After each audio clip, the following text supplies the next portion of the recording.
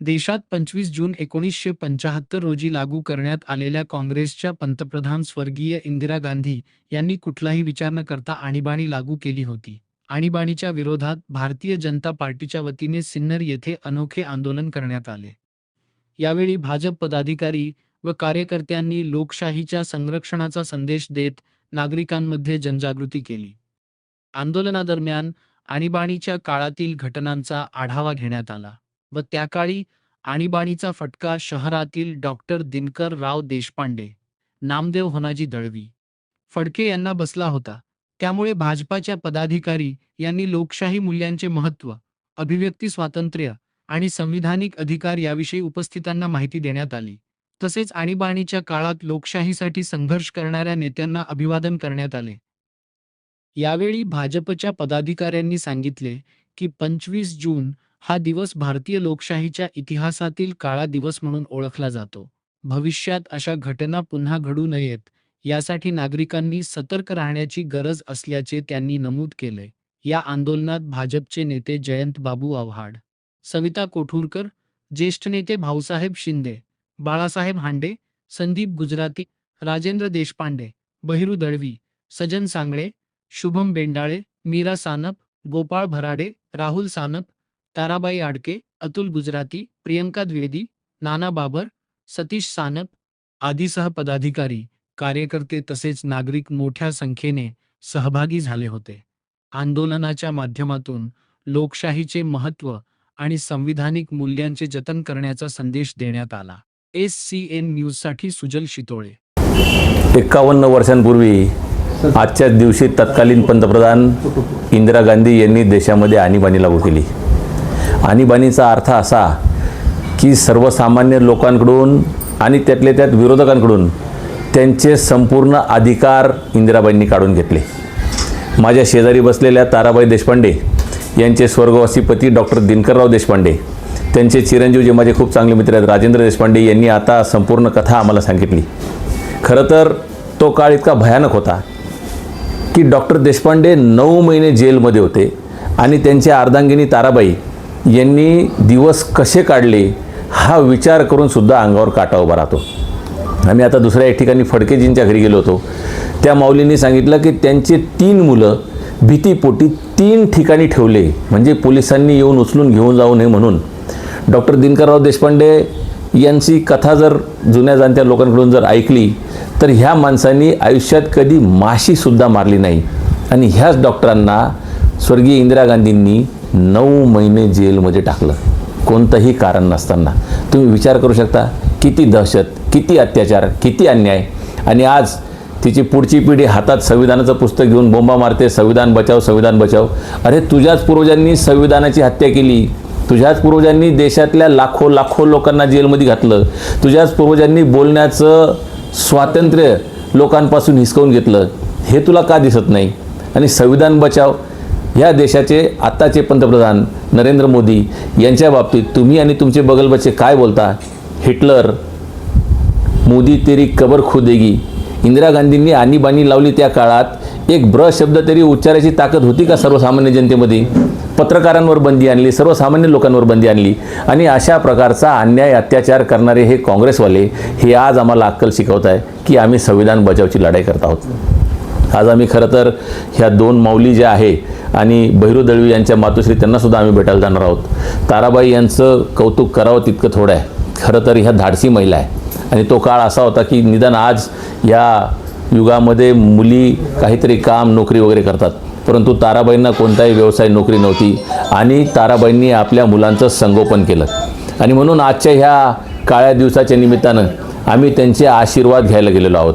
आम्ही ह्या ज्या जुन्या जखमा या भारत मातेच्या हृदयावर ज्या झालेल्या आहेत, या जुन्या जखमांची उजळणी करून देशवासियांनी हे सांगू इच्छितो की ह्या देशाचं संविधान खऱ्या अर्थाने धोक्यात आणलं ते काँग्रेसवाल्यांनी आणलं. आणि म्हणून संविधान बचावचा यांचा हा नारा हा बोगस आहे, याला अर्थ नाही. आजच्या या दिवशी जे लोक या संपूर्ण देशातले जेलमध्ये गेले, जे हयात असतील, जे हयात नसतील, त्या सगळ्यांना आम्ही भावपूर्ण आदरांजली अर्पण करतो. आज 25 जून आजचा या ठिकाणी हा काळा दिवस हा काळा दिवस साजरा करण्यासाठी आम्ही आज या ठिकाणी मिसाखाली जे अटक झालेले होते त्यांचं काहींचं देहावसन झालं, त्यांच्या पत्नीला या ठिकाणी आधार देण्यासाठी आम्ही आलो आहोत. आता डॉक्टर दिनकर देशपांडे यांच्या घरी, म्हणजे आपले राजाभाऊ देशपांडे यांच्या घरी आता आम्ही आलो आहोत. मित्रांनो, सांगायला हरकत नाही का हा जो काळ होता, मिसाचा काळ होता, त्या काळात ज्यांना डॅशिंग पंतप्रधान म्हटलं जायचं त्या इंदिरा गांधी त्या असंच करायच्या. दडपशाहीच्या मार्गाने या ठिकाणी त्यांनी राजकारण केलं.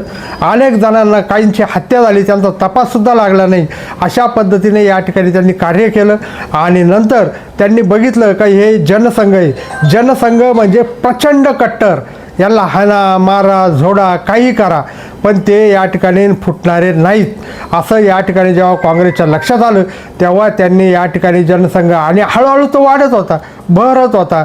त्या काळातसुद्धा या ठिकाणी सिन्नरमध्ये शाखा लागत होत्या आणि या ठिकाणी त्यांचा परिसर हा फुलत होता.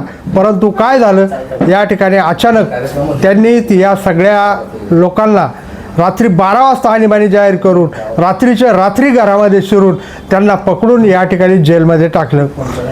तुम्ही माझा जो सत्कार करताय, तुमचे सगळ्यांचे मी आभार मानते. आज 25 जून आहे, पण 28 जून या दिवशी माझ्याकडे यावेळेला बँकेत देशपांडे म्हणून होते, ते आले, गप्पा वगैरे मारतात, बातम्या वगैरे आम्ही काहीच घेतल्या नाही. त्यावेळेला डॉक्टर नाशिकला गेले होते. ते नाशिकहून आल्यावर मला आणीबाणीचं कळलं आणि त्यानंतर आम्ही सगळं आवरून झोपी गेलो. झोपी गेल्यावर 9:30 वाजता एकदम पोलिसांनी दारावर थाप मारली आणि एकदम 8-10 पोलीस घरात आले. मुलं सगळी झोपली होती. हा 14वा लागलं होतं याला, बाकी सगळी 4 मुलं लहान होती. तर त्यावेळेला ते एकदम 9-10 पोलीस आत आले आणि त्यांनी डॉक्टरांना अटक केली असं सांगितलं. तरी त्याही स्थितीत डॉक्टरांनी मला सगळ्यांना चहा करायला सांगितलं. सगळ्यांना चहा केल्यानंतर ते डॉक्टरांना घेऊन गेले. त्यावेळेला PR काका म्हणून माझे चुलत सासरे वयस्कर होते, तर त्यांना घेऊन आले. ते थोडा वेळ बसले. मी त्यांना घरी जायला सांगितलं. मुलं सगळे इतके झोपले होते की त्यांना काहीच कल्पना नव्हती. आणि नंतर मग अशी रात्र झाल्यानंतर दुसऱ्या दिवशी सकाळी सगळीकडे कळलं आणि कळल्यानंतर 8-10 दिवस भारत संरक्षण कायद्याखाली ह्या लोकांना अटक केली. 51 वर्ष पूर्ण झालेले आहे. आज आणीबाणीचा काळ, इंदिरा गांधींनी जो आणीबाणीचा काळ आपल्या भारतावर लादला हा खूपच असं म्हणजे संघाच्या लोकांना खूप त्रासदायक होता. आणि आज त्यांनी ज्या आपल्या संघाचे लोक एक विचारधारेने आणि हिंदुत्ववादी होते ते त्यांना आवडत नव्हतं. त्यांनी आज म्हणजे भारताचा इतका घातपात केला आणि आज त्यांनी चांगले घराणेशाही अशी दडपशाही करून आणि त्यांना कुठल्याही प्रकारचे जगण्याला सुद्धा असं जगावं असं सुद्धा त्यांना वाटत नव्हतं. आणि आज इंदिरा गांधींनी दिलेला सगळाच त्रास आपल्या लोकांनी यातना भोगल्या आणि त्यांनी तुरुंगवास भोगला. त्यांनी लाट्याकाट्याची मार खाल्ली आणि आज त्यांच्या जे प्रपंच होते त्यांनी महिलांनी घरी राहून, ते जरी जेलमध्ये होते पण त्या महिलांनी आज त्यांच्याशी आजूबाजूचे लोक बोलत नव्हते. त्यांना असं म्हणजे समाजाबाहेर काढल्यासारखे त्यांना वाईट टाकलं होतं. आणि त्या अशा मुलं लहान लहान असताना फडके काकूंनी सांगितलं का मी माझं बाहेर प्रशिक्षण चालू होतं आणि माझे मुलं 3 ठिकाणी 3 ठेवले मी आणि त्यांचं संगोपन बाहेरच्या लोकांनी नातेवाईकांनी केलं. हे ऐकून आमच्या अंगाला शहारे येतात.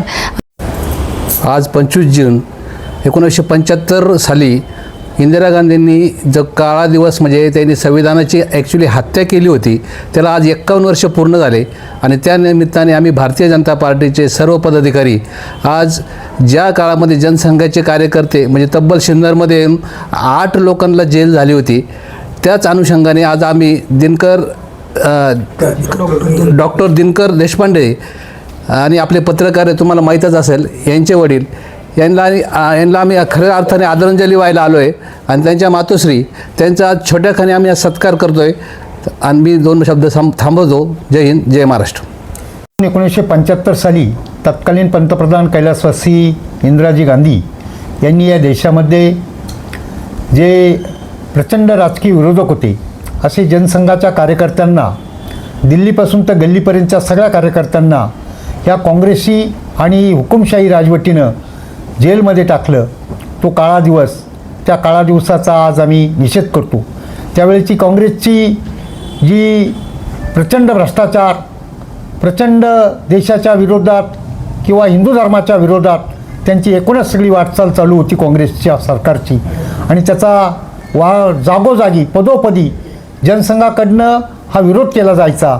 आणि अशा परिस्थितीमध्ये फक्त आणि फक्तच या देशामध्ये जनसंघाच्या कार्यकर्त्यांना प्रचंड मानसिक त्रास या काँग्रेसनं दिला. आणि म्हणून या काँग्रेसचे आज जे अवस्था झालेली आहे ती दयनीय अवस्था ही दुसऱ्याला दिलेल्या त्रासामुळे जे आमच्या कार्यकर्त्यांना प्रचंड अपेष्टा सहन कराव्या लागल्या. त्यांचं मानसिक संतुलन, त्यांचं कौटुंबिक संतुलन सगळं बिघडवायचं काम त्यावेळेच्या काँग्रेसच्या सरकारने केलं. आणि त्यावेळेचं जे आमच्या कार्यकर्त्यांची जे शिवेसाप आहे त्यामुळे आज काँग्रेसची या देशामध्ये दयनीय अवस्था झालेली आहे. आज 25 जून हा जनसंघासाठी आणि आपल्या भारतीय जनता पार्टीसाठी एकदम काळा दिवस म्हणून सगळ्यांच्या स्मरणात राहील असा दिवस. त्याला कारण असं की तत्कालीन पंतप्रधान इंदिरा गांधी यांनी त्यांच्या कारकिर्दीमध्ये जे जनसंघाचे काही कार्यकर्ते आपल्या देशासाठी तन मन धन अर्पण करून जे काम करत होते त्यांना अगदी विरोध करून आणि चांगल्या काम करणाऱ्या लोकांना, जनसामान्यांना विरोध करून त्यांनी खूप अत्याचार, अन्याय माजवलेला होता.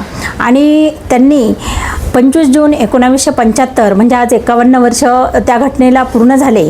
त्यांनी 25 जून 1975ला आणीबाणी जाहीर केली आणि जवळजवळ आपल्या भारत देशातील 1,40,000 लोक त्यांनी जेलमध्ये टाकले. जेलमध्ये खरं तर गुन्हेगारांनी जायचं असतं, परंतु जे देशासाठी कार्य करत होते अशा लोकांना तत्कालीन पंतप्रधान इंदिरा गांधी ह्या काँग्रेसच्या त्यांनी अशा चांगल्या लोकांना जेलमध्ये ठेवलं. आणि आपल्या नाशिक जिल्ह्यातील सिन्नर तालुक्यातील कमीत कमी 9 आपले जनसंघामध्ये काम करणारे जे कार्यकर्ते होते त्यांनी त्याच 1,40,000 लोकांमध्ये आपले सिन्नरचे जे लोक होते त्यांना जेलमध्ये ठेवलं.